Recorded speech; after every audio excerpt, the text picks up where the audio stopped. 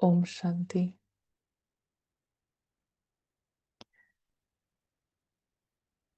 कहीं पर भी भारीपन व बोझ है,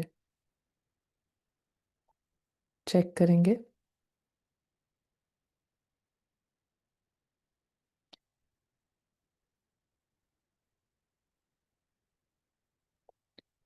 और जहां जहां मन के कोने में भारीपन, बोझ,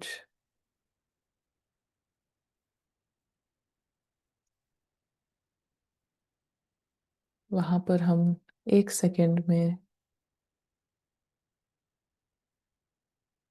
ज्ञान का दिया जलाते हैं।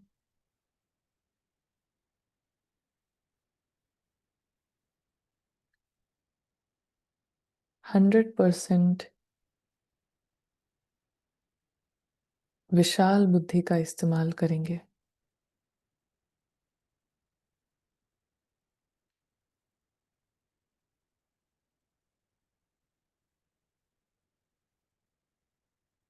विशाल बुद्धि से हमें आधी बात, अधूरी बात नहीं, मगर पूरी पूरी तस्वीर स्पष्ट दिखाई देती है।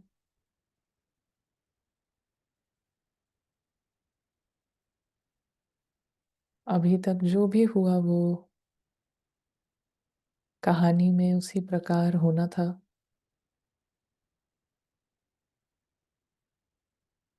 कहानी पहले से ही लिखी हुई है। इसमें किसी का दोष नहीं है।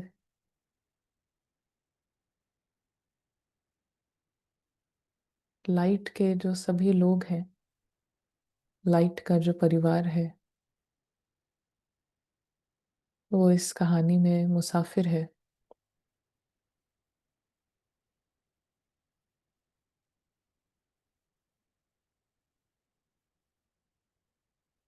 मुसाफिर है तो ये भी स्पष्ट है, निश्चित है कि कहानी से विदाई निश्चित है। कहानी से डिपार्चर निश्चित है।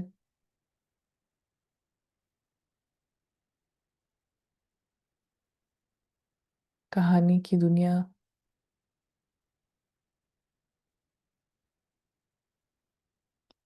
आत्माओं का, मुसाफिरों का घर नहीं है।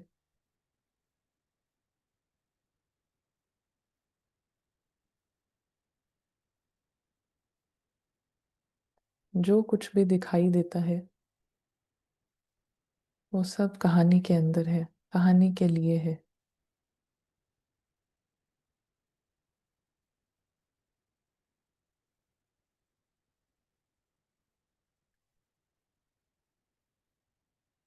कहानी नीचे चल रही है और ऊपर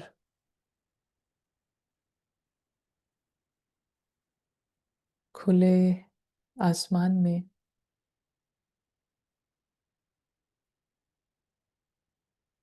आत्मा बिंदु बिल्कुल स्वतंत्र,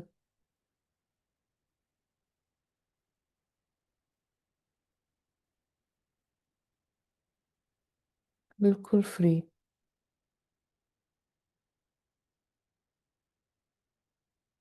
आत्मा एक प्रेजेंस है,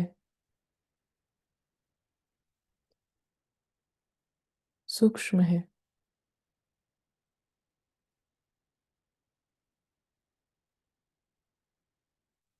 घर में फ्री है, स्वतंत्र है।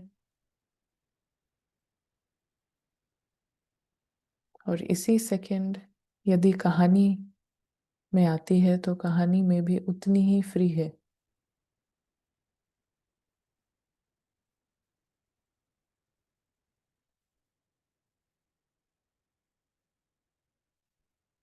चाहे आसमान हो या जमीन, दोनों पर आत्मा, जागृत आत्मा,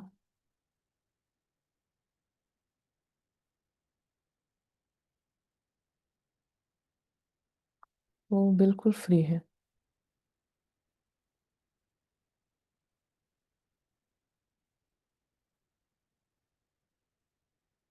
फिर से एकाग्र करते हैं बुद्धि, खुले आसमान में, लाइट के रीजन में।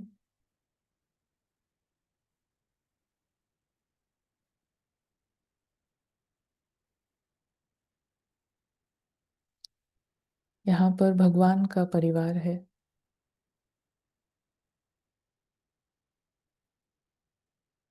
भगवान का पूरा परिवार निर्दोष सितारों का परिवार है।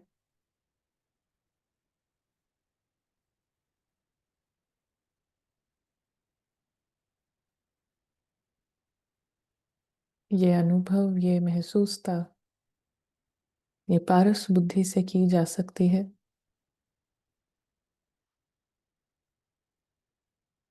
जो 100% फ्री है रावण से। कहीं पर भी कंफ्यूजन नहीं है। बिल्कुल स्पष्ट, साफ बुद्धि।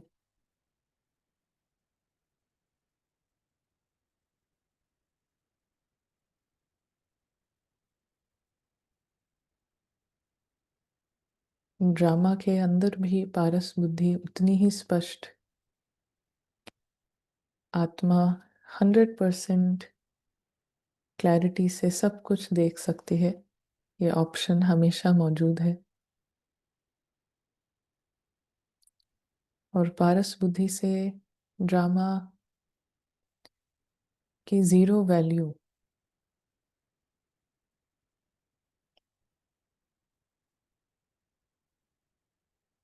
वर्थ नॉट अ पेनी, इसी सेकंड अनुभव कर सकते हैं।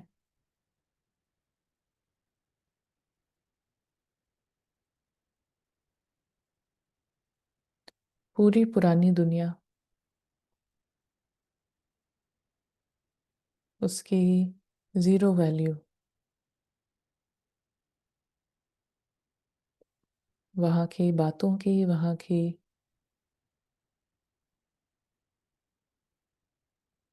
गुड्डे गुड़िया, किसी की कोई वैल्यू नहीं है।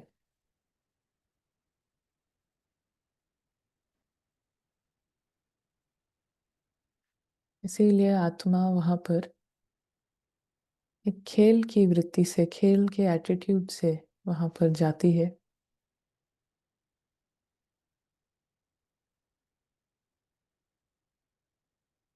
जो भी रमणीक सीन्स सामने आते जाएंगे, उनमें आत्मा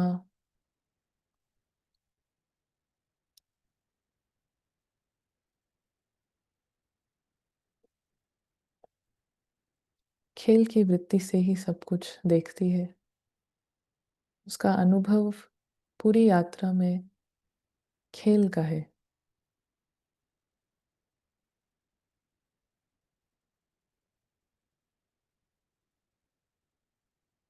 सामने भी जो जूम कॉल चल रही है, ये भी ड्रामा के अंदर है।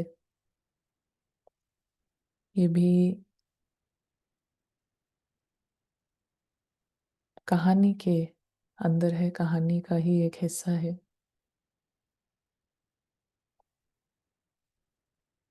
और आत्मा इस सीन से भी खेल खेल में इसको देख रही है।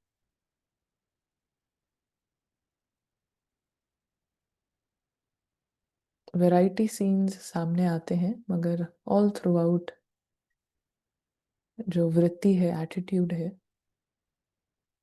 वो रमणीकता का एटीट्यूड है।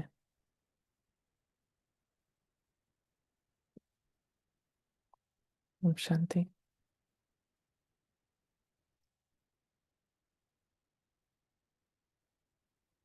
शांति। तो यहाँ पर बाबा की एक मुरली है, 28 नवंबर 1969 की। और यही मुरली हम, इसको थोड़ा ध्यान से हम स्टडी करते हैं, बाबा का मैसेज देखते हैं। संडे को, क्योंकि बाबा ने फिर से रिमाइंड किया है 30 मार्च के बाद, अभी संडे को 1 जून को रिमाइंड किया है बाबा ने डेट फिक्स करने का। तो इस साल 2 बार बाबा ये होमवर्क दे चुके हैं। 30 मार्च को बाबा ने स्वयं ही डेट फिक्स करी थी सभी के लिए कि 6 महीने बाद की डेट 30 सितंबर। और कल बाबा ने फिर से ये मैसेज दिया कि डेट फिक्स करो अपने कंप्लीशन की। कौन सा वो डेट है जहाँ पे आत्मा अपने सारे अ, निचले इमोशंस, फीलिंग्स, सभी बंधनों से बिल्कुल फ्री, बिल्कुल मुक्त। अ, ये उसका मुक्ति का दिवस होगा, जीवन मुक्ति का दिन होगा, जो कि संपूर्णता का दिन है। तो ये जो होमवर्क है इसी को सामने रख के हम मुरली सुनते हैं।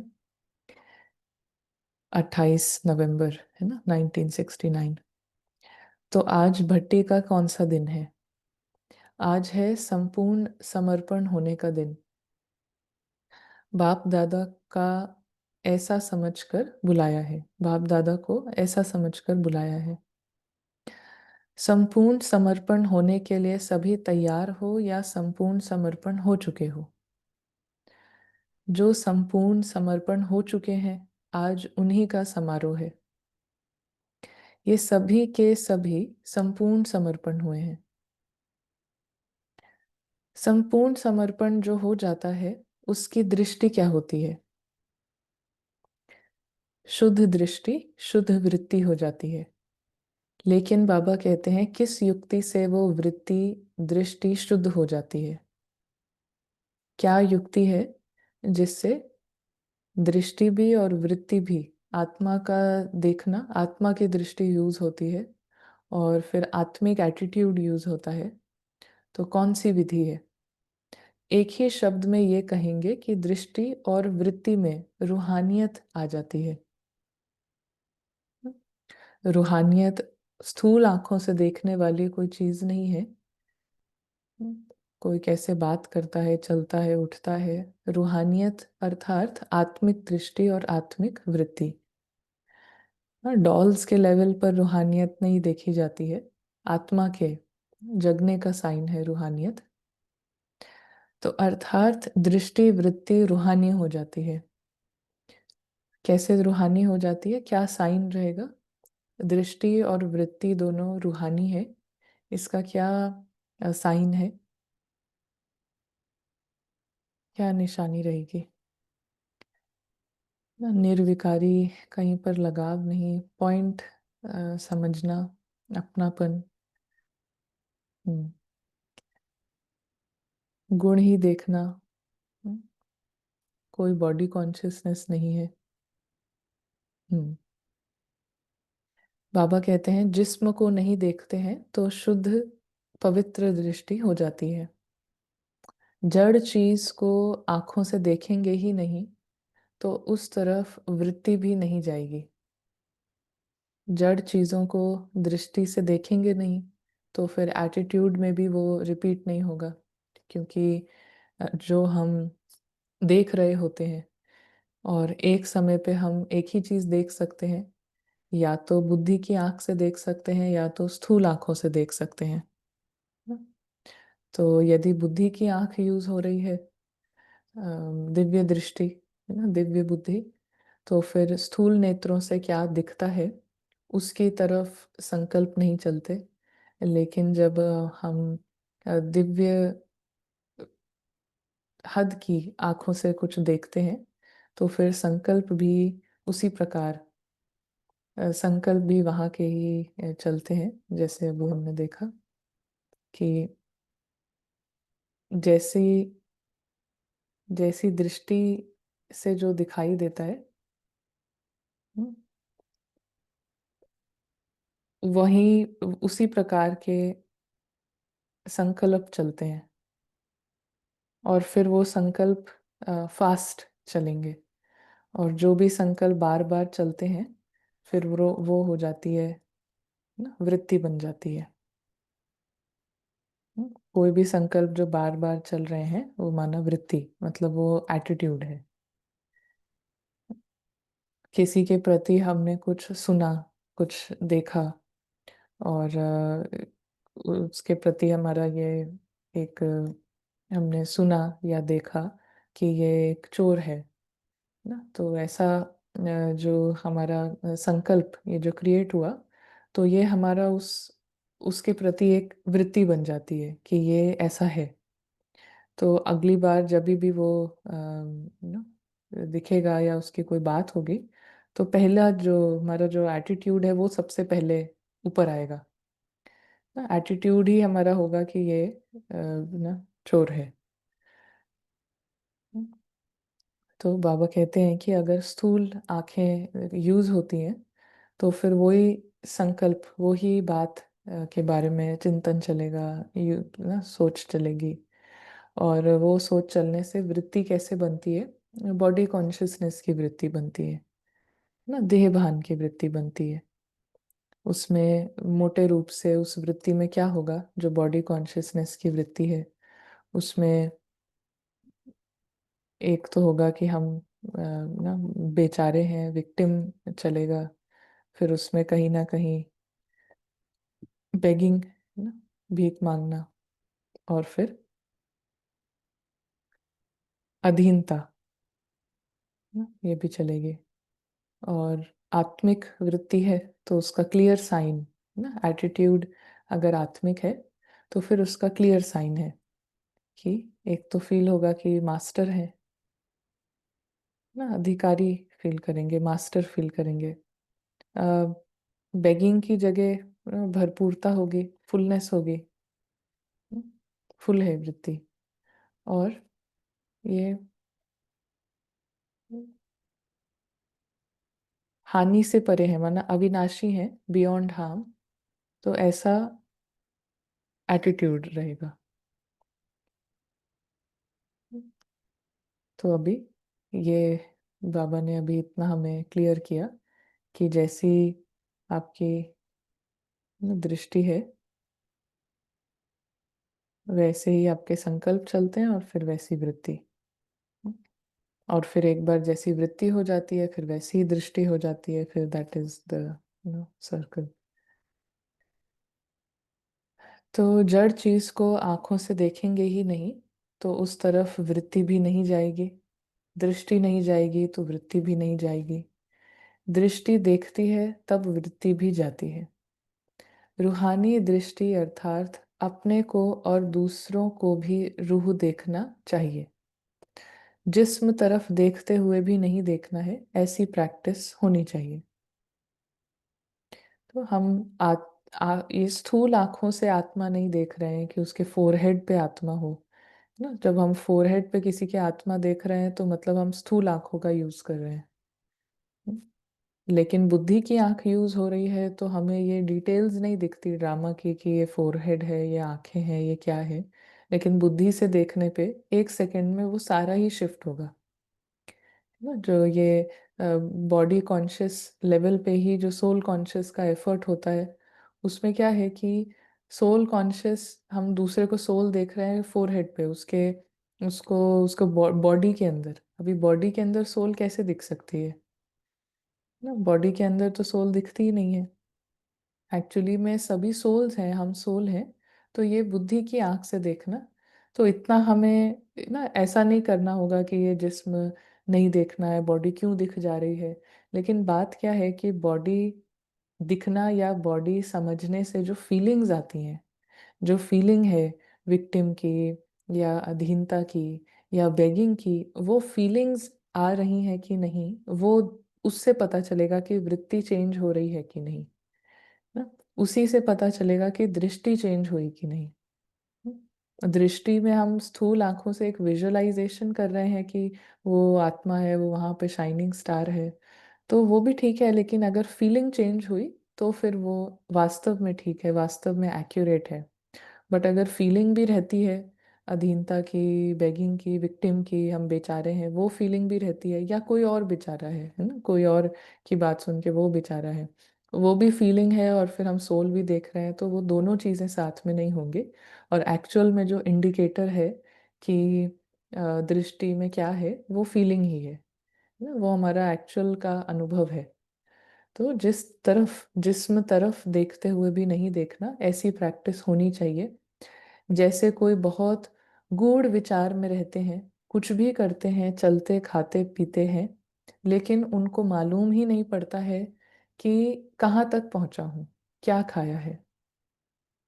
हम्म, बहुत ही गहरे कोई विचार में है, गूढ़ विचार में है ना।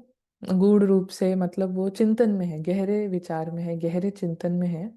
तो उसको ये मालूम भी नहीं पता चलेगा कि वो खाया कि नहीं खाया।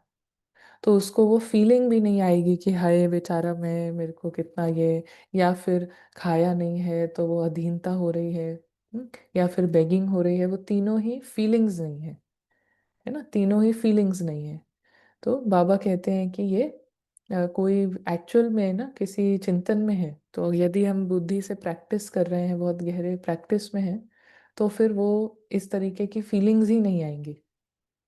तो इसी रीति से जिस्म को देखते हुए भी नहीं देखेंगे और अपने उस अपने उस रूह को देखने में ही बिजी होंगे, तो फिर ऐसी अवस्था हो जाएगी जो कोई भी आपसे पूछेंगे ये कैसी थी, तो आपको मालूम नहीं पड़ेगा। तो ऐसी अवस्था होगी। लेकिन वो तब होगी जब जिस्मानी चीज को देखते हुए उस जिस्मानी लौकिक चीज को अलौकिक रूप में परिवर्तन करेंगे। अपने में परिवर्तन करने के लिए जो लौकिक चीजें देखते हो या लौकिक संबंधियों को देखते हो, उन सभी को परिवर्तन करना पड़ेगा। अपने में अगर परिवर्तन करना है, तो बाबा कहते हैं जो भी लौकिक में चीजें दिखाई देती हैं और लौकिक संबंधियों को देखते हो, उन सभी को परिवर्तन करना होगा। हम्म, कैसे करेंगे संबंधियों को और चीजों को परिवर्तन? अपने में चेंज लाना है तो फिर एक चीज है कि बहुत ना विल पावर हो, बहुत एकाग्रता की शक्ति हो, तो अपने से वो चेंज स्टार्ट होगा। और नहीं तो दूसरे कैसे देखते हैं, है ना, और दूसरों को हम कैसे देखते हैं, वहां पर कुछ चेंज करना होगा। हम्म, तो क्या करेंगे? हाँ, नॉट माइन।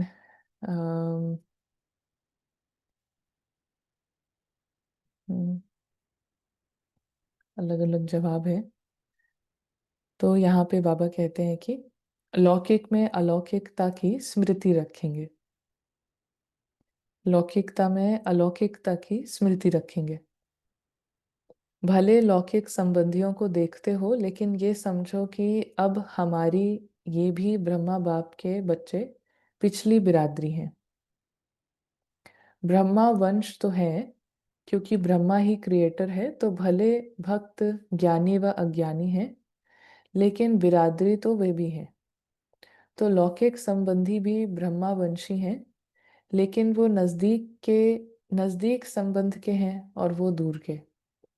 तो इसी रीति कोई भी लौकिक चीज देखते हो, दफ्तर में काम करते हो, बिजनेस करते हो, खाना खाते हो, देखते हो, बोलते हो, लेकिन एक एक लौकिक बात में अलौकिकता हो। इस शरीर से इस शरीर के कार्य के लिए चल रहे हो, तो साथ साथ समझो इन शारीरिक पांव द्वारा लौकिक कार्य पर जा रहा हूं, लेकिन बुद्धि द्वारा अपने अलौकिक देश कल्याण के कार्य के लिए जा रहा हूँ। पांव यहाँ चल रहे हैं, लेकिन बुद्धि याद की यात्रा में है। शरीर को भोजन दे रहे हैं, लेकिन आत्मा को फिर याद का भोजन देते जाओ। ये याद भी आत्मा का भोजन है। जिस समय शरीर को भोजन देते हो, ऐसे ही शरीर के साथ में आत्मा को भी शक्ति का, याद का बल देना है। अपने को परिवर्तन में लाने के लिए क्या करना पड़ेगा? हर चीज को लौकिक से अलौकिकता में परिवर्तन करना है। अपने को परिवर्तन में लाने के लिए क्या करना पड़ेगा? तो हर एक चीज को लौकिक से अलौकिक में परिवर्तन, जिससे लोगों को मालूम हो कि ये कोई विशेष अलौकिक आत्मा है। अलौकिक आत्मा की निशानी क्या होती है? ये कोई विशेष आत्मा है या अलौकिक आत्मा है? यहाँ पर तो विशेषता ही अलौकिकता की है ना। कोई बहुत स्पेशल है, स्पेशल का मतलब ही एक्चुअल में जो स्पेशल है वो अलौकिक है। और अलौकिक माना क्या? दैवी गुण, कोई डिपेंडेंसी नहीं है, लिमिट्स नहीं है। हाँ, लौकिक माना जो इस लोक का नहीं है, ड्रामा का नहीं है, उपराम है। तो इसी को बाबा एक शब्द में कहते हैं, लौकिक में रहते हुए भी लोगों से न्यारे हैं। अपने को आत्मिक रूप में न्यारा समझना है, कर्तव्य से न्यारा होना तो सहज है। उससे दुनिया को प्यारे नहीं लगेंगे। दुनिया को प्यारे तब लगेंगे जब शरीर से न्यारी आत्मा रूप में कार्य करेंगे। दुनिया को प्यारे तब लगेंगे जब शरीर से न्यारी आत्मा रूप में कार्य करेंगे। तो सिर्फ दुनिया की बातों से ही न्यारा नहीं बनना है, पहले तो अपने शरीर से न्यारा बनना है ना। यहाँ पर बाबा की बात को गुह्य रीति से समझने के ही बाबा के महावाक्य होते हैं। कोई बात आसान लगते हुए भी उसमें उसका थोड़ा डिकोड करना पड़ता है कि बाबा क्या कह रहे हैं। बाबा की कोई भी बात कॉम्प्लिकेटेड नहीं होती है, लेकिन सिंपल होती है, मगर उसको एक डिकोड करना। तो बाबा कहते हैं सिर्फ दुनिया की बातों से ही न्यारा नहीं, पहले तो अपने शरीर से न्यारा बनना है।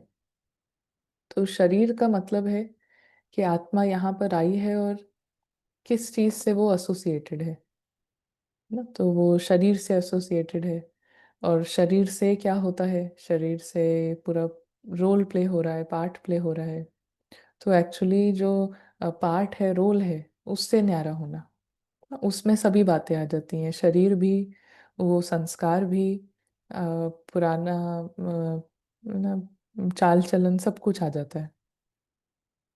तो यहाँ पे बाबा कहते हैं जब शरीर से न्यारे होंगे तब प्यारे होंगे। अपने मन के प्रिय, प्रभु प्रिय और लोकप्रिय भी बनेंगे। अभी लोगों को क्यों नहीं प्रिय लगते हैं? क्योंकि अपने शरीर से न्यारे नहीं हुए हो। सिर्फ देह के संबंधियों से न्यारे होने की कोशिश करते हो। वो भी हुए नहीं है, कोशिश करते हैं। तो वो उल्हाना देते हैं कि खुद को क्या चेंज किया है। वो भी ऊपर ऊपर से न्यारे होने की जो कोशिश होती है, उसमें क्या उल्हाना मिलती है कि खुद को क्या चेंज किया है। पहले देह के भान से न्यारे नहीं हुए तब तक उल्हाना मिलता है। और किसी भी लेवल पे जो डिटैचमेंट है वो यथार्थ डिटैचमेंट ना, जो जिसकी बाबा बात करते हैं कि न्यारे हो तो ही प्रभु प्रिय हो, लोकप्रिय हो, ना सर्व के प्यारे हो। तो जिस न्यारेपन की बाबा बात करते हैं, उसका जो सीड है, उसकी जो शुरुआत है, उसका जो पहला जो फाउंडेशन है, वो है अ, अपने रोल से न्यारा होना ना। जो ये रोल से जिससे हम एसोसिएटेड है, इससे न्यारा होना। और अ, वो फाउंडेशन क्लियर है तो फिर कहीं से भी उल्हाना नहीं है।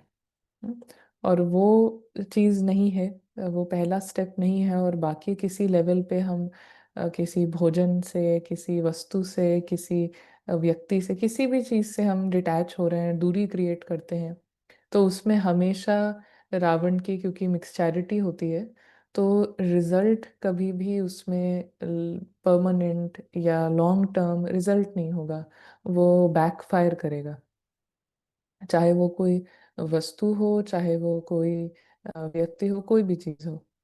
ना, तो वहां पे कंप्लेंट का एलिमेंट बना रहेगा, क्योंकि रावण को मिक्स किया जा रहा है तो फिर रिजल्ट भी रावण बेस्ड होगा, है ना। तो जब मेन विधि में जब मिक्सिंग है तो फिर रिजल्ट में भी क्या होता है, कंप्लेंट्स रहती हैं, कंप्लेंट्स ज्यादा रहती हैं, है ना। तो सोच के भी आत्मा सोच भी रही है कि मैं इतना पुरुषार्थ कर रही हूँ, फिर भी खुद को संतुष्टता इतनी नहीं लगेगी, बिकॉज वो सब रावण का किया हुआ पुरुषार्थ है। तो बाबा कहते हैं कि पहले देह के भान से न्यारे नहीं हुए हो तब तक उल्हाना मिलता है।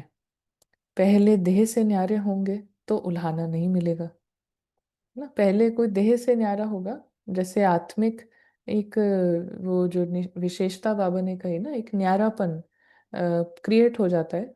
तो उसके बाद फिर आप का जो भी रूटीन है, आपका करना धरना, आपको जो जाना है, उसमें किसी की हिम्मत नहीं होगी कि वो बीच में कुछ भी किसी भी तरीके का कोई भले वो डालने की कोशिश कर सकते हैं बट होगा नहीं, क्योंकि वो न्यारेपन की ना शक्ति ऐसी है कि वो उसमें अलौकिकता रहती है।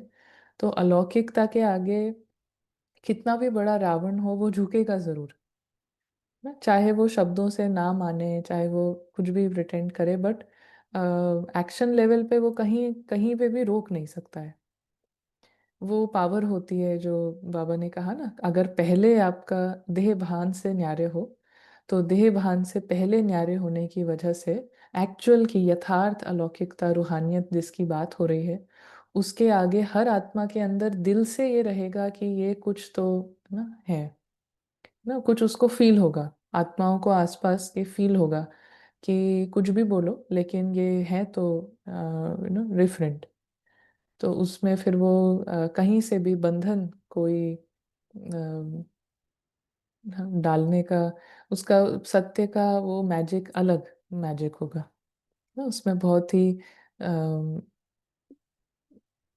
रॉयल्टी का एक भासना होगी। हम्म।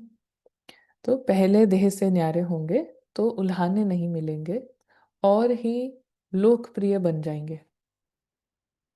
कई अपने को देखकर बाहर की बात को देख लेते हैं और बातों को पहले चेंज कर लेते हैं और अपने को पीछे चेंज करते हैं, इसलिए प्रभाव नहीं पड़ता है। प्रभाव डालने के लिए पहले अपने को परिवर्तन में लाओ,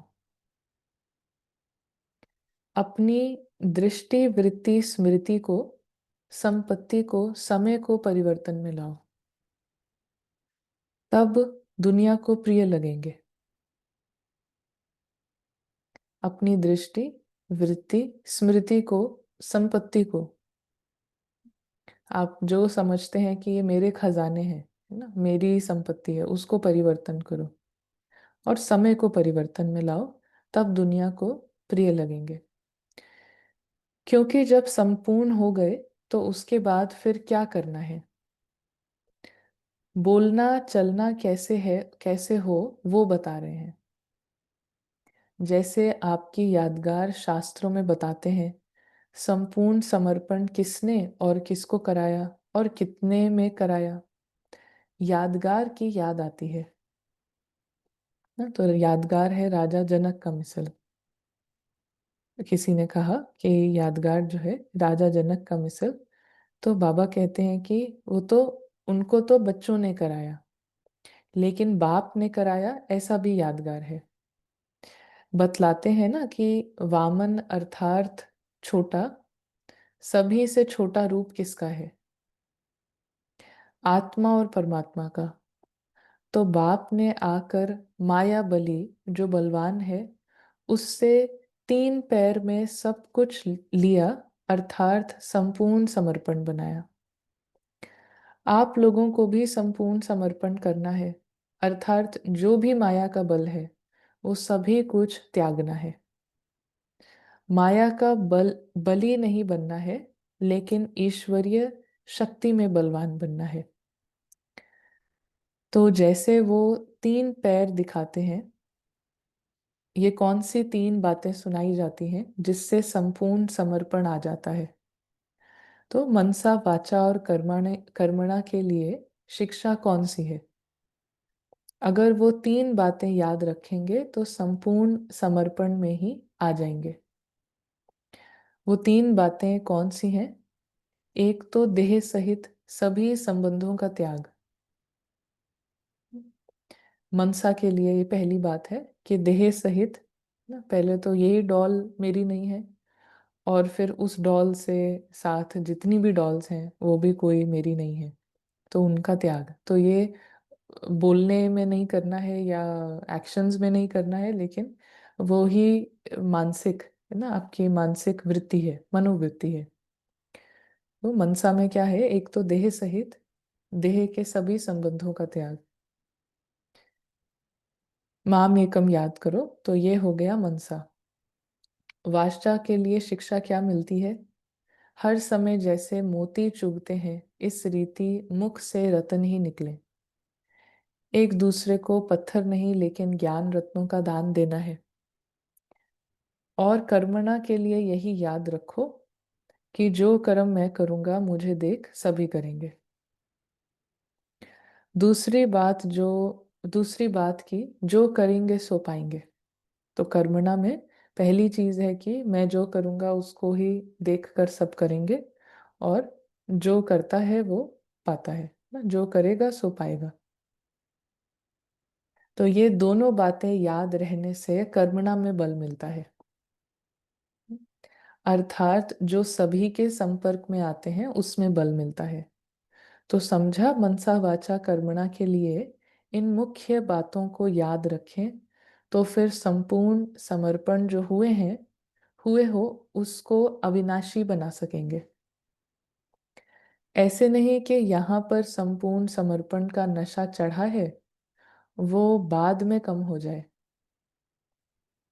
अगर ये पक्का याद रखेंगे कि हम तो संपूर्ण समर्पण हो ही गए, तो ये अविनाशी याद आपको अविनाशी बनाकर रखेगी। तो मनसा में देह सहित देह के सभी संबंधों का त्याग ना, सभी डॉल्स का कोई उसमें ममत्व नहीं। वाचा में रत्न रत्न ही निकले ना, पत्थर ना निकले।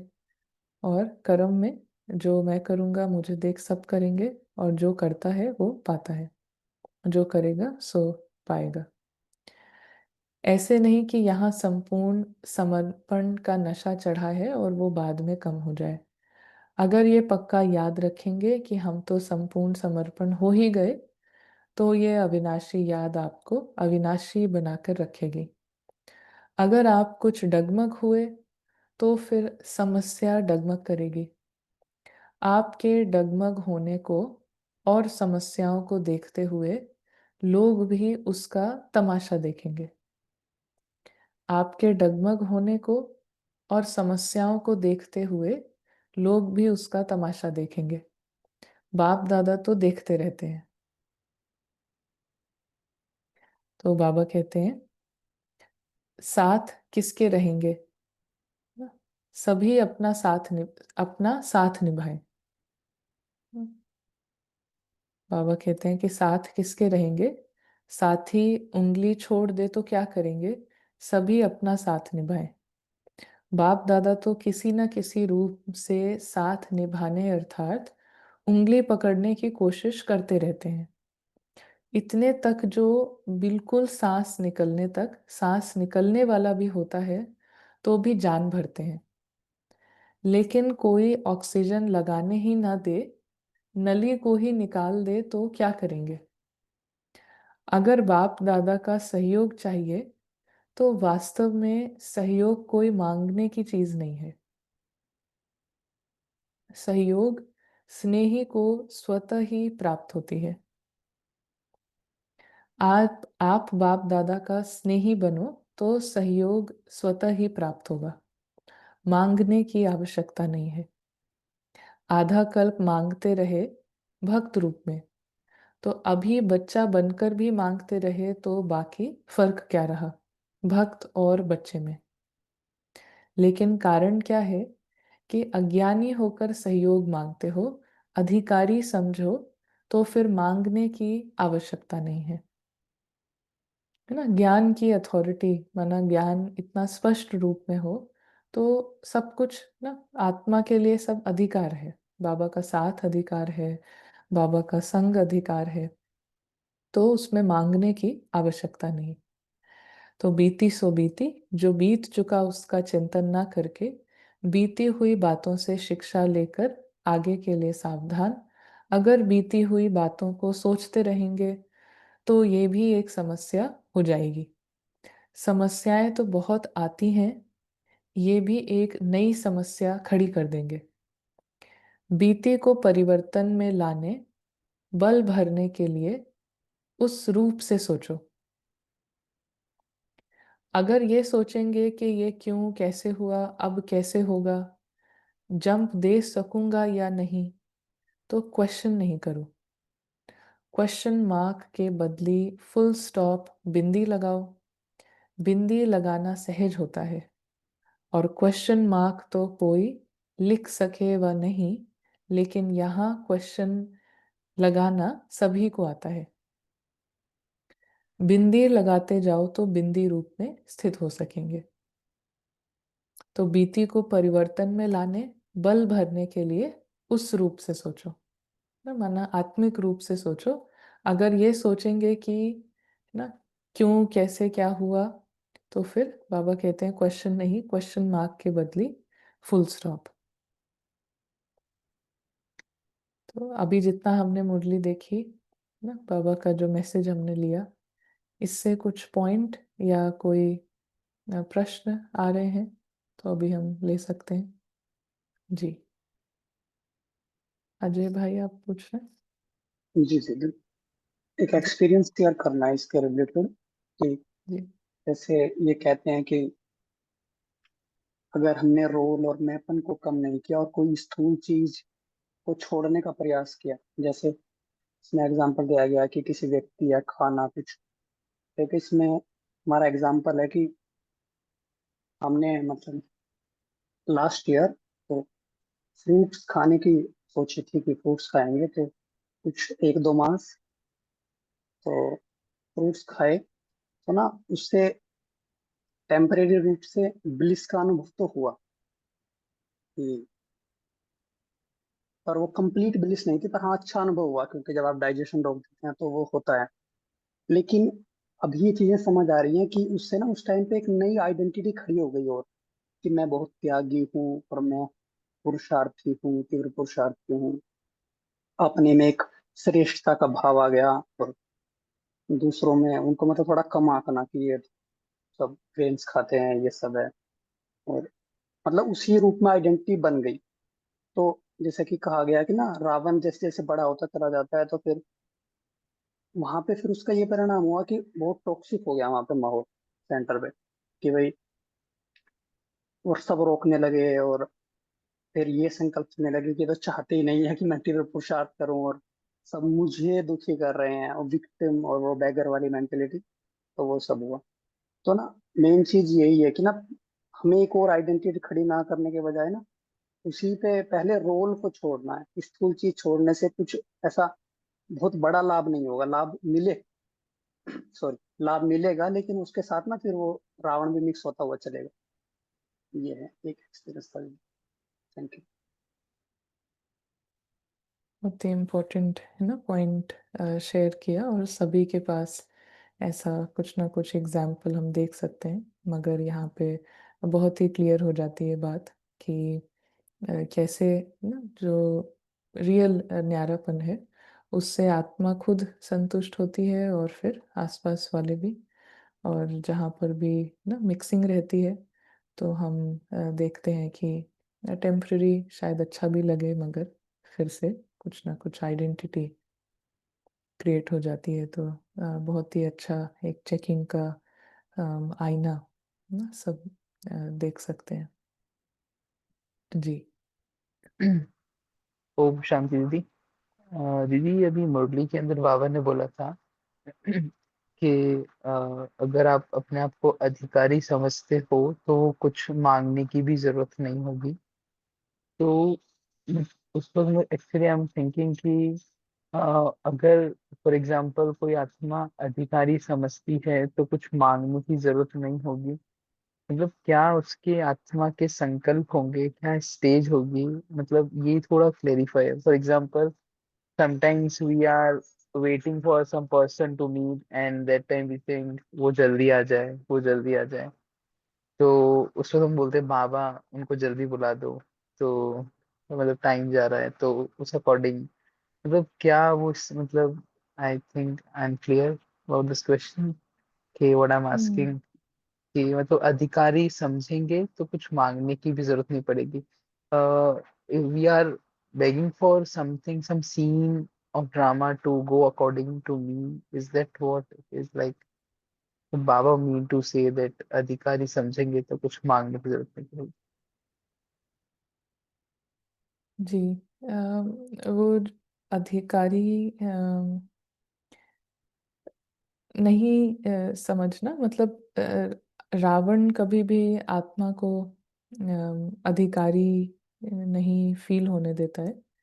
और जब तक रावण ना सीट पे बैठा है, थ्रोन पे बैठा है, तब तक अधिकारी नहीं फील होता। जैसा लगता है कि कुछ ना कुछ कमी है, जो कि हद से हम सोच सकते हैं कि ये कमी है, और हद से हम कोई उसका सल्यूशन भी सोच सकते हैं कि जैसे कहा कि कोई लेट हो रहा है तो ये कमी हमें लग रही है कि टाइम वेस्ट हो रहा है, तो ये जल्दी आ जाए। तो इस तरीके से जब हद में इस तरीके से हमारे प्रॉब्लम्स और सल्यूशन सब हद में रहता है।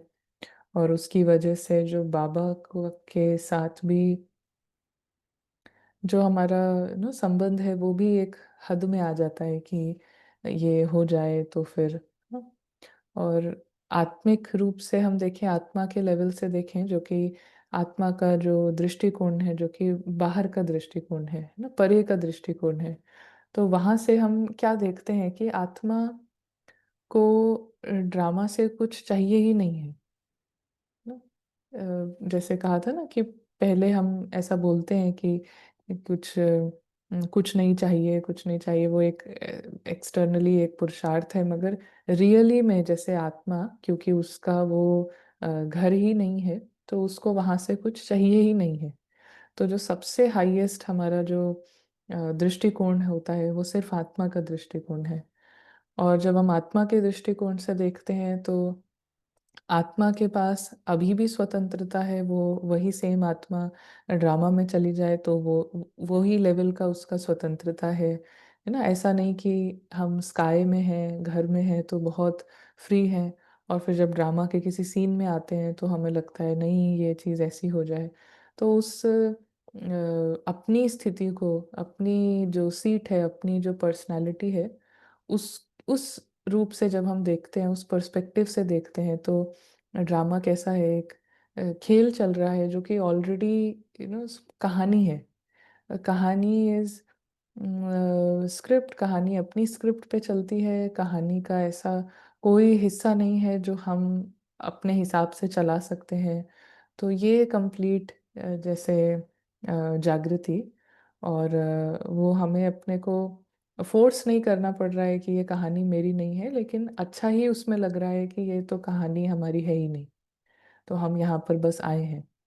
तो उस रूप से हर लेवल का जो मांगना है, चाहे वो अ, ये हो कि बाबा का साथ या बाबा का प्यार, है ना, वो भी जैसे हम अपने को जब एक ये गुड़िया समझते हैं, डॉल समझते हैं, तो फिर ऐसा लगता है कि बाबा मुझे प्यार करते हैं नहीं करते, क्वेश्चन भी उस तरीके से आएगा। तो हम देखें कि उस क्वेश्चन, उस डाउट के पीछे भी एक्चुअली मैं की समझ क्या है मेरी। तो मैं की समझ यही होगी कि मैं ये रोल हूँ। हाँ, और आत्मा के रूप से देखें तो ऐसा ना, आत्मा के रूप से देखें तो नेचुरल संबंध है ना। आत्मा का ही तो है बाबा से संबंध, और किसी का तो, और रावण माया का तो संबंध नहीं है, आत्मा का ही संबंध है ना। तो इसलिए हम जो पर्सपेक्टिव है, वो हाईएस्ट पर्सपेक्टिव को हम एक सेकंड में उस रूप से देखें, तो फिर सारा कुछ ना बिल्कुल क्लियर होगा। अदरवाइज रोल के लेवल से या आपको आके कोई अगर बोले कि जसवंत भाई बाबा आपको प्यार नहीं करते ना, या ऐसा बोले कोई कि जसवंत भाई बाबा आपको बहुत प्यार करते हैं, तो उस स्टेटमेंट में कोई सच्चाई नहीं है, इनफैक्ट उसमें पीछे बेगिंग है। हम्म, क्योंकि बाबा डॉल को प्यार करने के लिए तो आए ही नहीं है, और डॉल को तो प्यार करना ना करना वो हमारा पॉइंट ही नहीं है ना। पॉइंट है कि आत्मा का प्यार है बाबा से, और बाबा का प्यार है आत्मा से। और बाबा का प्यार है आत्मा से, लेकिन आत्मा सोई हुई है तो उसको फील नहीं हो रहा है। बाबा के ऊपर अधिकार है आत्मा का, उनके सारे खजाने मेरे खजाने हैं, लेकिन आत्मा सोई हुई है, तो अधिकार उसको लग रहा है कि मेरे हिसाब से, क्योंकि मैं रोल हूँ, तो मेरे हिसाब से सिचुएशंस हो जाएंगी तो बाबा का मुझसे प्यार है। तो सब कुछ बहुत ही हद का समझ काम करने लगती है। तो बार बार हमें समझ का जंप लेना है ना। सोल का पर्सपेक्टिव, आत्मा का जो पर्सपेक्टिव है वो बिल्कुल इस दुनिया के बाहर का पर्सपेक्टिव है। इस दुनिया से बिल्कुल बाहर होके फिर हम देखें। जी, संतोष भाई। ओम शांति दीदी। थैंक यू वेरी मच दीदी। काफ़ी क्लियरिटी मिल गई है। और जो छोटा सा सवाल था वो ये कि जैसे आपने अभी बताया कि जो सहयोगी है वो यानी स्नेही, जो स्नेही होता है तो उसको सहयोग मांगना नहीं पड़ता है, क्योंकि उसका एक अधिकार होता है, प्यार होता है। तो फिर हम किस तरह से हमें और भी बाबा से स्नेह बढ़ाएं? इन एक तो बाबा से स्नेह, तो बाबा कहता है कि सर्व से स्नेह, जैसे कल की मुरली में भी था ना, सर्व से प्यार, फरिश्ता मीन सर्व से प्यार। तो ये दोनों ही ये बहुत इम्पोर्टेंट है। और स्नेह में रहना और सबके सबके लिए स्नेह, तो वही हो गया कि सबको आत्मा देखना, तो यही है आत्मा देखना, कि हम स्नेह की दृष्टि वृत्ति से सबको देखते हैं और उससे ही डीलिंग करते हैं। तो कभी कभार ऐसा भी होता है, कोई नई जहाँ पर थोड़ी सी डिस्कशन होती है तो ये सवाल उठता है, तो हम किस तरह से स्नेह बढ़ाएं बाबा के प्रीत? तो वो उसके लिए हम क्या कर सकते हैं? क्या अभ्यास यही है, या मुरली पढ़ना और अमृत वेला करना, बस यही है, या टेंशन देना, या कोई खास उसके लिए स्पेशल थिंग है जिससे हमारा स्नेह और भी बाबा के प्रीत बढ़ता है? ओम शांति। कि स्नेह, इसको हम ऐसे समझें कि यहाँ पर ना जैसे एक डायरेक्ट लाइन है, इसमें एक एनर्जी है। इसको हम ऐसे देख सकते हैं कि अम, अभी हम सोचें कि ये पूरा ही जो एनर्जी है ना, पूरा यहाँ से लेके इस बीच में पूरी जो एनर्जी है, तो वो स्नेह की एनर्जी है। कंटिन्यूअस स्नेह की एनर्जी है बाबा और आत्मा के बीच, है ना। तो इस तरीके से ये कंटिन्यूअस, जैसे इसमें एनर्जी ही प्यार की है, और बहुत मिठास की है, सम्मान की है, रिस्पेक्ट की है, या ये हर एक आत्मा का बाबा के साथ ऐसा ही एनर्जी है बीच में। लेकिन यहाँ पे हम देखते हैं कि जो आत्मा है वो जैसे अगर सो रही है, वो सो रही है, और सो रही है बीच बीच में, इसको बाबा जो शब्द यूज करते हैं कि अलॉय है ना, एक शब्द जो यूज होता है कि बीच में अलॉय है, जंक, किचड़ा। तो जैसे यहाँ पे जो ये जो अ, ये जो मास्क है जो हमने कहा, तो वो मास्क से तरह तरह के जो पहचाने हैं, है ना, बंधन है, वो ही जैसे जंक है, तो वो ये कनेक्शन फील नहीं होने देते, है ना। तो बस हमारे को इतना ही समझना है, और फिर उसी हिसाब से ही बाबा की हर विधि है कि ये जो बीच में जो धागा है इस मांस के साथ, जो कि एक डिब्बे के अंदर जो एक रोल प्ले हो रहा है, उसको कैसे ना कैसे करके खत्म किया जाए। जैसे जैसे ये एक भी धागा जैसे हटेगा ना, एक भी यहाँ पे एक भी अगर ये खत्म होता है तो क्या होगा कि ये वाला कनेक्शन ज्यादा फील होने लगेगा ना। ये जो अलौकिक कनेक्शन है ये बहुत करंट ज्यादा फील होने लगेगी। फिर एक और हमने अगर हटाया तो फिर ये और ज्यादा फील होगा। तो सारा जो प्रॉब्लम है वो इधर है ना, इस बंधनों में है। तो इनको खत्म करने के लिए जैसे कहा कि अटेंशन है। अब वो चाहे अमृत वेला टाइम हो, सारा संगम युग ही अमृत वेला युग है ना। तो सारा टाइम वो अटेंशन रहे। और सारा टाइम अटेंशन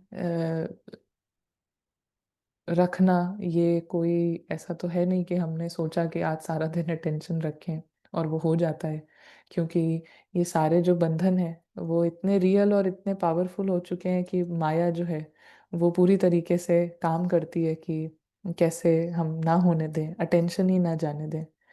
तो इसके लिए अपने लिए जैसे भी युक्ति अपना के कोई ऐसी क्लासेस हैं तो उसके पॉइंट्स ना बार बार लिखना, एक एक शब्द उसका लिखना, तो बहुत गहराई में जैसे हम अनुभव करेंगे।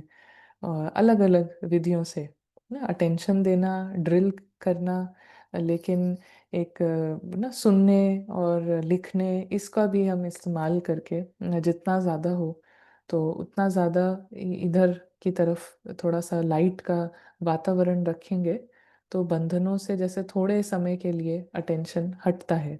और वो थोड़े समय के लिए अटेंशन को हम बढ़ाते जाएंगे ज़्यादा ज़्यादा समय, तो फिर वो पूरा ही हट जाता है, एक एक बंधन खत्म हो जाएगा। तो एक बंधन भी खत्म होने से फिर बाबा ने जो कहा ना कि आत्मा का भोजन उसको मिलता है और पावरफुल होती है। तो बस आत्मा के जगने की बात है। जैसे ही आत्मा जगेगी तो वो ये वाला एक्सपीरियंस है ना, वो जैसे कि ये इधर लाइट जल जाती है। हम्म। इतने समय से जैसे आत्मा को पता ही नहीं है कि यहाँ भी एक दुनिया है और वो इधर ही चल रही है। लेकिन जैसे ही आत्मा जगेगी तो वो पूरी जो लाइट है वो इस इधर जलने लगेगी और इधर लाइट ऑफ हो जाती है। तो या तो यहाँ लाइट जलेगी या यहाँ लाइट जलेगी।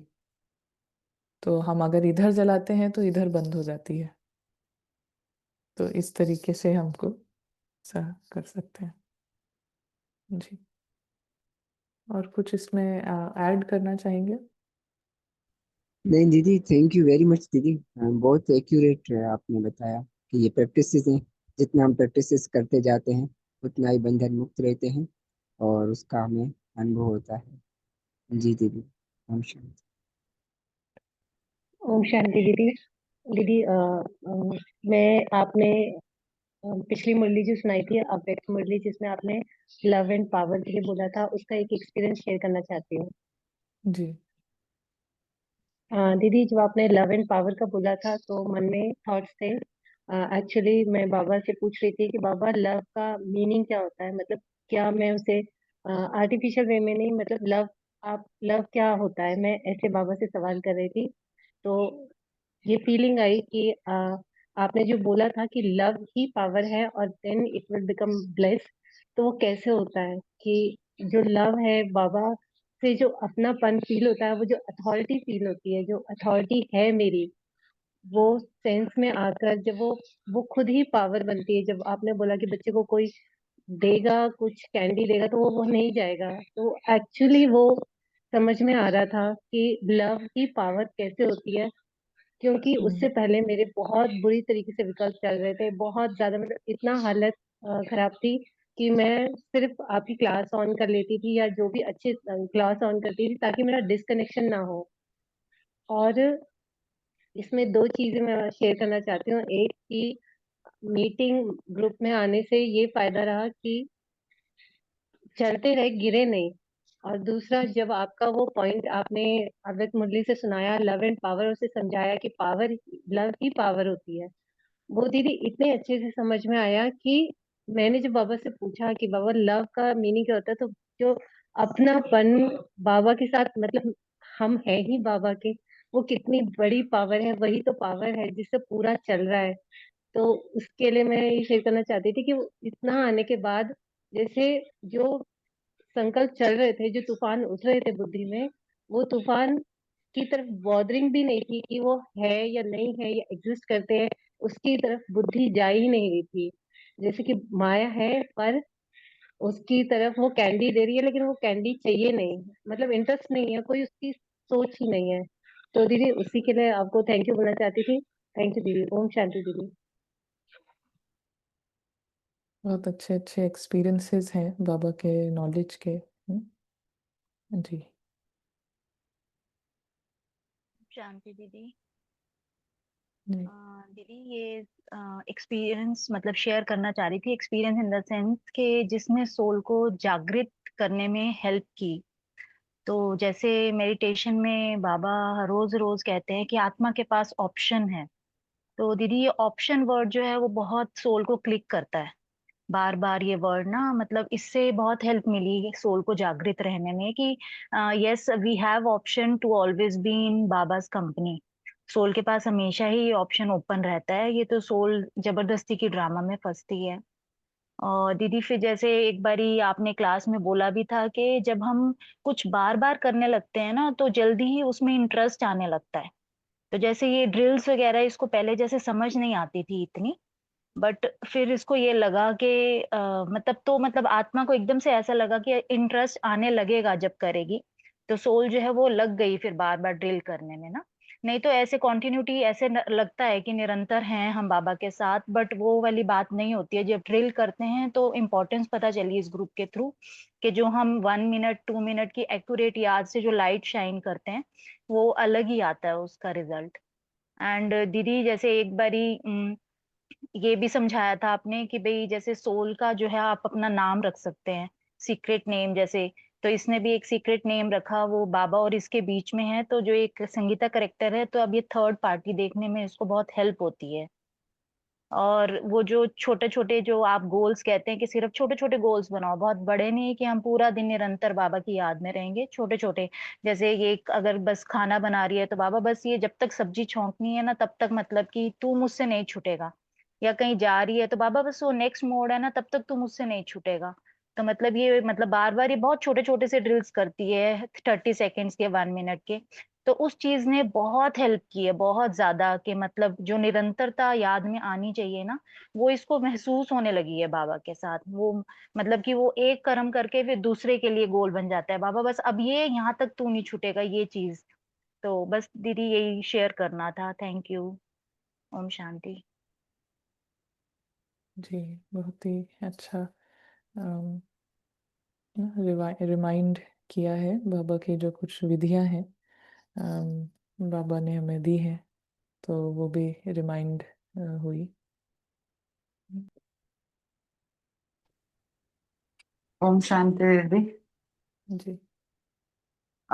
मुझे ये क्वेश्चन था एक्चुअली, जो सोल कॉन्शियसनेस जो हमें एक रहना चाहिए ऑल द टाइम, वो हम कैसे कंटिन्यू कर सके? बीच बीच में बहुत बार मिस हो जाता है थोड़ी देर के लिए, जैसे घर में हम किसी काम में बिजी हैं तो फिर हो जाता है कि नहीं। और फोरहेड पे जैसे अभी बात हुई मुरली में, फोरहेड पे अगर हम देखते हैं that we are soul, body में पूरा दिखना चाहिए, मतलब अभी वो कॉन्शियसनेस पूरी नहीं आती है, बीच बीच में आती है फिर चली जाती है। उसको कंटिन्यू रखने के लिए क्या क्या एफर्ट्स करें कि वो एक कंटिन्यू रहे?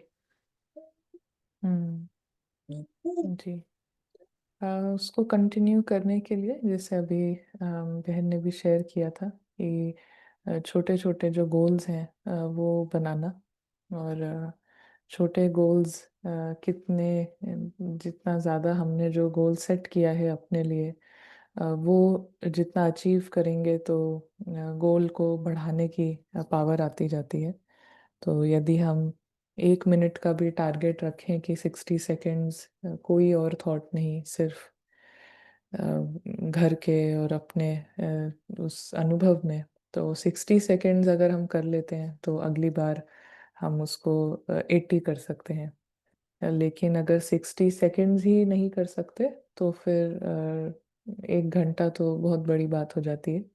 सो इसीलिए छोटे टाइम में अपने को देखना है कि कितना हमारा कंसंट्रेशन रहती है, और छोटे छोटे टाइम में कंसंट्रेशन बढ़ाते हैं तो लंबे टाइम में वो बढ़ जाती है। उसका असर दिखाई देगा। ओम शांति दीदी। यूजुअली तो रिकॉर्डिंग्स में सुनते हैं क्लासेस में, क्योंकि टाइम जोन का डिफरेंस रहता है, लेकिन आज तय किया था कि ज्वाइन होना ही है लाइव। तो गैदरिंग के बारे में ही मुझे कुछ शेयर करना है कि मुरली के शब्दों से जो जागती है आत्मा, तो वो तो एक मैजिक ही है, लेकिन कई बार जो ये माया के तूफानों में फंसने से कई बार ऐसा हो जाता है। तो जैसे कि आज भी कुछ हम नहीं बोल पाते, तो गैदरिंग में कुछ ना कुछ ऐसा शेयर हो जाता है जिसकी वजह से जो सुनना होता है आत्मा को, वो और शायद कुछ स्पेल आउट होना चाहिए उसके लिए, वो हो जाता है।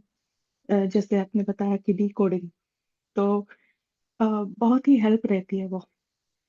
अम, बहुत सारी अ, विधियां बाबा ने बताई है, और उसको प्रैक्टिकल में लाए भी है, लेकिन वो जैसे आज एक भाई ने शेयर किया कि वो दूसरा जो आई है वो क्रिएट हो जाता है कि अम, अब आ चुका है ये, तो अलग है हम दूसरों से। तो वो दिखता है कई बार, हमें नहीं दिखता तो कोई और बोलता है तो भी स्पेल आउट होता है, तो दिखता है, तो फिर उस पर काम करना आसान होता है।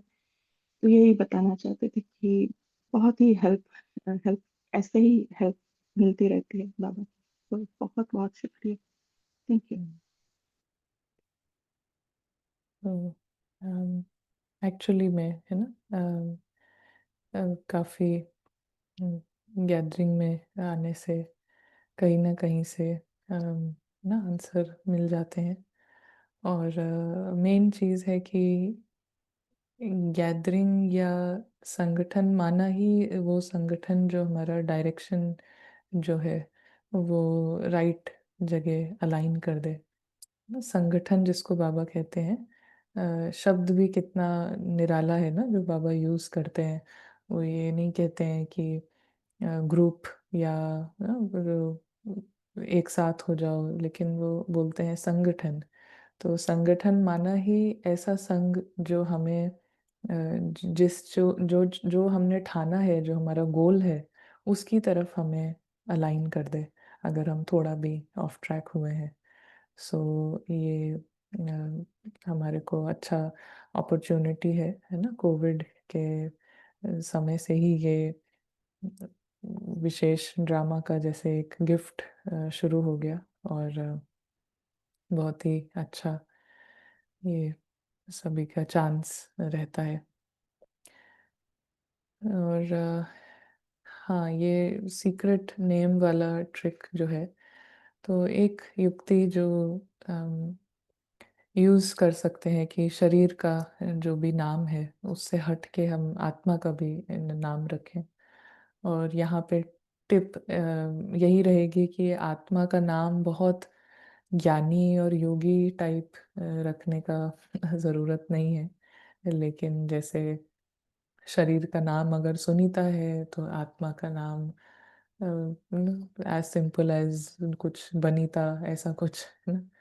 तो क्या होता है कि वो जैसे ही हम वो नाम बोलेंगे कि ना बनीता या बीना, तो तुरंत ऐसे होगा कि ये अलग है ना, आत्मा अलग है और ये अलग है। दो अलग चीज़ें, दो अलग चीज़ें हैं। ये अनुभव बढ़ता है जब हम ये थोड़ा सा आत्मा का भी एक नॉर्मल है ना ऑर्डिनरी नाम रखते हैं, तो बहुत जल्दी वो अलग अलग होने का फीलिंग क्रिएट हो जाती है। सो ये ट्राई कर सकते हैं, लेकिन इसमें यही ज़रूरी बात है कि कहीं शेयर नहीं करना है, क्योंकि कहीं भी बता दिया तो उससे आई बनना बहुत आसान हो जाता है। एक को भी पता चलेगा तो फिर वो आपको उससे देखेंगे, और एक ने भी आपको उस रीति से देखा तो उड़ने में प्रॉब्लम होती है। तो इसीलिए बताना किसी को नहीं है, और बार बार चेंज कर सकते हैं ना। एक महीने अगर वो सेट हो जाता है तो फिर दूसरा नाम, दूसरा नाम। सो इस रीति से sense of separation. Om Shanti दीदी। जैसे अभी आपने बताया मास्क वाला, तो इतने दिनों से तो उसी मास्क से हम बाबा के प्यार को अनुभव देखते थे, अनुभव करते थे। लेकिन जैसे ही हम बाबा के सामने बैठते हैं, आपने जैसे कहा कि लाइट में आ करके, तो वो अनुभव होता है कि कितना रात दिन का वो फर्क है, जैसे बाबा कहते हैं। तो वो डिफरेंस नजर आ रहा था, और वो जो सच्चा प्यार है जब हम लाइट में आते हैं, तो वो अनुभव हो रहा था। तो इसके लिए आपको थैंक्स करना था कि आज तक जितने भी प्रैक्टिसेस, जितने भी क्लासेस में प्रैक्टिसेस, एक्सपेरिमेंट्स हमने किए हैं, तो वो अभी हम यूज कर रहे हैं, तो उसका वो डिफरेंस नजर आता है लाइट में आने का।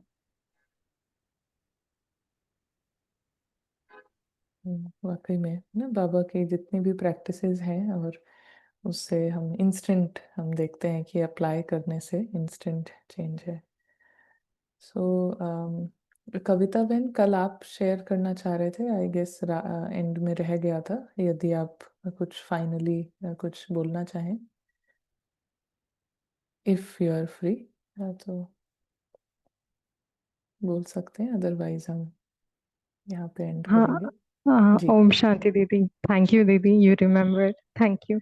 तो कल एक्चुअली संडे की मुरली में ना बाबा ने कहा कि प्रकृति भी वेट कर रही है, वो तो एवर रेडी है, अभी वो वेट कर रही है। और मुझे अभी बच्चों को पूछना पड़ रहा है कि बच्चे आप कब रेडी होंगे।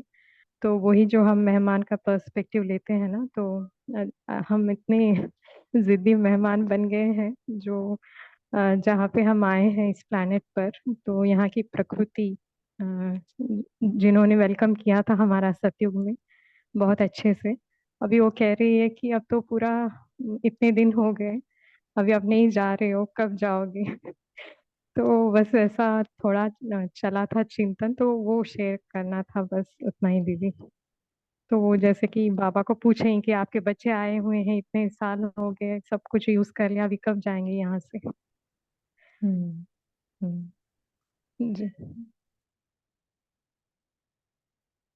इसमें वैसे ज़रूरत तो नहीं है, मगर फिर भी एक चीज़ would just like to add, कि जब बाबा कहते हैं कि प्रकृति भी बोल रही है, पुकार रही है, कि ना, कि तो प्रकृति इस सेंस में पुकार रही होती है कि जो मेहमान है, वो अपने को मेहमान नहीं समझ रहे हैं, उनका इस दुनिया से डिटैचमेंट नहीं है, बल्कि बहुत अटैचमेंट और अधिकार और हक हो गया है, जिसकी वजह से ही सारी लड़ाइयाँ हैं, सारी वॉर्स हैं, और इतना मेरा तेरा के वजह से जो लॉस तो सभी का हो रहा है। रावण के चलते तो सब जगह ही अनर्थ है, लेकिन प्रकृति जिसका कोई भी दोष नहीं है, दोष तो किसी का भी नहीं है, लेकिन इसमें हम देखें तो वो कुछ भी नहीं कर रही है, और सिर्फ क्योंकि आत्माएं अटैचमेंट क्रिएट करती जा रही हैं, उसकी वजह से कॉन्सिक्वेंसेस जो है वो प्रकृति पर आ रहे हैं। जो वॉर्स होते हैं, लड़ाइयाँ होती हैं, उसकी वजह से नेचुरल कैलामिटीज होने की संभावना ज़्यादा बढ़ जाती है। तो ये आत्माओं ने जो मेहमान भूल कर जो मैंपन क्रिएट किया है और मेरापन क्रिएट किया है, उसकी वजह से तक प्रकृति को बहुत दुख मिलता है। तो प्रकृति बाबा से ये कहती है कि ये कब जाएंगे ये नहीं, लेकिन ये कब रेडी होंगे, ये कब अपने कंप्लीशन की स्टेज में आएंगे, कि ये दुनिया इनकी दुनिया नहीं है, ये इस सत्य में ये कब जागेंगे पूरी तरह से। तो वो पूछती है, क्योंकि जैसे ही उस सत्य में जागेंगे, तो प्रकृति को कोई हर्ट नहीं पहुंचेगी आत्मा से। आत्मा बहुत हर्ट कर रही है प्रकृति को अननोइंगली ना, अपने शरीर में भी आत्मा जिस शरीर में बैठी है, वहां पर भी बैठ के जितना भी मैपन क्रिएट करती है, उसकी वजह से इस शरीर को ही बहुत तकलीफ होती है ना। जो बीमारियां हैं, प्रॉब्लम्स है, वो सब इसी की वजह से, मैपन की वजह से है। तो कोई बहुत अच्छी डाइट भी खा रहा है, जिम भी जा रहा है, फिर भी उसको हार्ट अटैक हो जाता है, फिर भी उसको कुछ हो जाता है, क्यों? तो प्रकृति बाबा से ये पूछती है कि ये हर्ट करना कब बंद करेंगे ना, रावण को कब फिनिश करेंगे। ओम शांति बहन जी, अभी कविता बहन ने जब पूछा था ना, उस पर बाबा हाल ही में बताया सहनशीलता रखो। शायद ऐसे कुछ चीजों में ज्यादा ध्यान मत दो, तो जब होना ही होगा। ड्रामा में तो सीन चलते रहता है ना, तो सहनशीलता रखने के लिए बता रहे थे बाबा ने। शायद इसी पॉइंट पे लेके बोला होगा, या किसी दूसरे हद में बोला होगा, मुझे मालूम नहीं, मुझे ऐसा अचानक याद में आया बाबा का बात। दूसरी बात यह है बहन जी, जब शुरू शुरू में आप कमेंट्री, उसका एक्सपीरियंस मैं थोड़ा बताना चाहता हूँ। कमेंट्री चल रहा था तो ठीक है, मैं यहीं पर बैठे बैठे बुद्धि रूपी मन से वो देख पा रहा था, भाई बहन को मैं रियल वर्ल्ड में देख पा रहा था। बट मुझे उसी भाई बहन में बाबा को देखना था, बाबा नजर नहीं आ रहे थे। फिर सोचा बाबा बीच में अभी अंतर्मुखी होके देखो, ऐसा बोल रहे। अंतर्मुखी होके मैं मुझ आत्मा को देख पा रहा हूँ, तुरंत अब देख के ऐसे थोड़ा 1-2 सेकंड या जो भी हो टाइम, उस समय बाबा सामने आ गए जैसा लगा। और बाबा के साथ हम जो बोलते हैं ना रूहान, ऐसा ही चल रहा था। बाबा तो प्रकाश दे रहे थे, तब आपका कमेंट्री बिल्कुल सुनाई नहीं दे रहा था। कमेंट्री तो शायद चल रहे होंगे, बिल्कुल नहीं सुन। फिर मैं थोड़ी देर के लिए इधर आ गया हूँ डॉल वर्ल्ड में, तो तब कमेंट्री में आ रहा हूँ, फिर यहाँ का जो सीन जो भी कमेंट्री में चल रहा है वो देख पा रहा हूँ। ओम शांति। वेरी नाइस, बहुत बहुत अच्छा। ओम तो मैं शांति दीदी। जी जी अभी अभी जो अभी अभी ये जो बात हो रही थी ना कि प्रकृति जो है वो तैयार इंतजार कर रही है, और तो अभी आज सुबह यही संकल्प आ रहा था कि मतलब देरी कहाँ पे है। मतलब बाबा भी ये बात बहुत बार कहते हैं कि बच्चे आप संपन्न बनो, आप ही का वेट हो रहा है, आप ही का वेट हो रहा है। लेकिन आज ये रियलाइज हुआ एक्चुअली तो दुनिया में जो भी प्रोसेस चल रही है, कोई रिसर्च हो रहा है या हमारे भी डेली रूटीन के जो दुनियावी कामें हैं उनके बारे में हम सोचते हैं कि हाँ ये करना है वो करना है एक के बाद एक। लेकिन अभी एक्चुअली तो सबसे इम्पोर्टेंट काम तो एक ही है कि कब संपन्न बनना ही है हमें। मतलब सारा कुछ हमारे ऊपर ही वेट हो रहा है, और हम उसको कितना प्रायोरिटी दे रहे हैं उतना दे नहीं रहे हैं प्रायोरिटी। ऐसा लगा आज की मतलब सारे काम जो है, अगर 100 काम दुनिया के देखें तो एक ही काम है अभी जो जिसकी वेट हो रही है, जो सबको बाबा कहते हैं कि रहम नहीं आ रहा आपको अपने भाई बहनों पे, या आप कब जो है वो ये मुझे प्रत्यक्ष करोगे, कब सब कुछ होगा। बस बिल्कुल सुनीता बहन, बहुत ही अहम बात आपने शेयर करी। जी प्रतिभा बहन। दीदी, एक बार आपने क्लास में बोला था कि जो ड्रामा में हमारे पार्ट्स कभी तो क्रिएट हुए ही होंगे, तो वो कैसे क्रिएट हुए हम कभी और लेंगे। ऐसे एक बार आपकी क्लास में मैंने आपसे सुना, तो आप क्या ले सकते हैं ऐसा एक कोई क्लास? जी जी देख, आप हर बार ये वाला पॉइंट जरूर लेकर आते हैं तो हाँ दीदी, जितना श्योरली। ज्ञान क्लियर होता गया है ना, उतना ही हमारे प्रैक्टिस अच्छे से कर पा रहे हैं।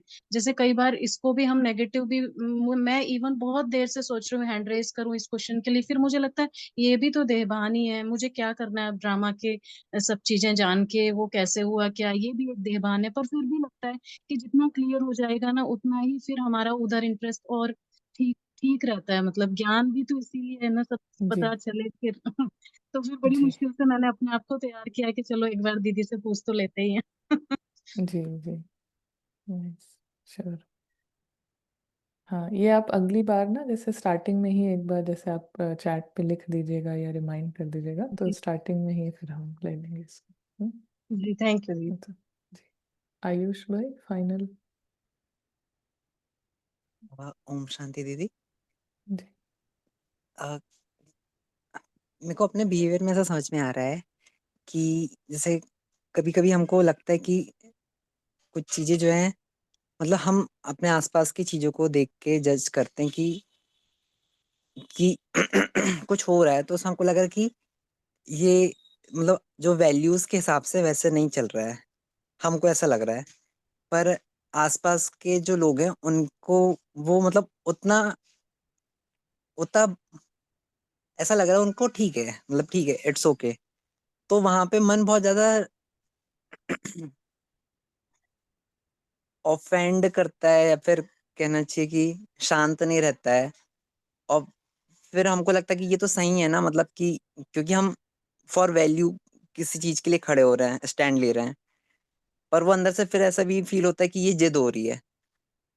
अब वो समझ नहीं आता वो सही है कि गलत है, क्योंकि एज पर वैल्यूज देखें तो ऐसा लगता है नहीं, हम हमारा मन सही कह रहा है, पर फिर ड्रामा के हिसाब से देखें तो ऐसा लगता है कि नहीं, वो जिद हो रही है। तो फिर समझ नहीं आता है कि मतलब वो जो बिहेवियर है, वो जो मन है, वो उसको फिर किस तरीके से उस टाइम पे रिएक्ट करना चाहिए, या फिर वैल्यूज का मतलब क्या होता है, फिर वो समझा दीजिए। हम्म। नहीं, बिल्कुल हम अ, यदि ना मेन तो देखिए हमारा जो स्टैंड हमें लेना है वो आत्मा पूरी जागृत हो जाए, यही हमारा मेन स्टैंड लेने का कार्य है, जैसे अभी भी एक बहन ने शेयर किया। अम, और वो कार्य कॉम्प्रोमाइज किसी भी कीमत पर ना हो, उसको कॉम्प्रोमाइज किए बिना हद में किसी चीज़ का हम स्टैंड लेते हैं, आवाज़ उठाते हैं, लेकिन जैसे कहा कि उसको बिना छोड़े, जो मेन काम है उसको बिना छोड़े। हम किसी चीज़ का स्टैंड ले रहे हैं, लेकिन हम साथ में देख रहे हैं कि हमें बहुत क्यों क्या भी हो रहा है, कि लोग ऐसे कैसे हैं, और क्वेश्चंस भी आ रहे हैं, और बहुत लग रहा है कि ऐसा सब ऐसे क्यों नहीं चल रहे हैं, गलत हो रहा है। तो फिर हमारा जो मेन काम है ना वो छूट गया है। तो यदि कोई चीज़ के लिए स्टैंड लेना है तो ले सकते हैं, मगर बैक ऑफ द माइंड एक लाइटनेस भी है कि जो होना चाहिए वो नहीं भी होगा, तो क्योंकि ड्रामा ऐसे ही बना हुआ है। सो उसमें कई बातें, हमारी हर एक आत्मा जो है वो परफेक्ट है, तो वो परफेक्शन ड्रामा के अंदर ढूंढती है। एक आइडिया जब रावण यूज करता है माइंड को, तो वो ड्रामा के अंदर में वो आइडियल पर्सनालिटीज और आइडियल सिनेरियोज और सब ऐसे हों, सत्यवादी और इस तरीके से ना। तो हमारा जो परफेक्शन है वो कहीं पे भी डॉल के लेवल पे नहीं है, और ड्रामा के लेवल पर नहीं है। तो वहाँ पर अतरंगी चीज़ें हो सकती हैं, और यदि हमें लगता है कि मुझे यहाँ बोलना ज़रूरी है रोल के थ्रू, तो बोल भी सकते हैं, लेकिन उसमें उस तरीके का जोश नहीं होगा। बल्कि उससे कहीं ना कहीं किसी ना किसी का शायद कुछ सोच चले और कुछ वो चेंज करना चाहें, लेकिन वो भी तब होगा जब हमारे अंदर वो एक्सपेक्टेशन नहीं है कि हम इस चीज़ के लिए आवाज़ उठा रहे हैं, हक उठा रहे हैं, और ऐसे ही होगा, सभी इसको समझेंगे। तो ये भी अगर हम हटा देते हैं तो फिर उससे सच में बेनिफिट भी होता है। तो अ, इधर ही हम आज का ना एंड करते हैं, और ओम शांति। बहुत ही अच्छा लगा। शांति।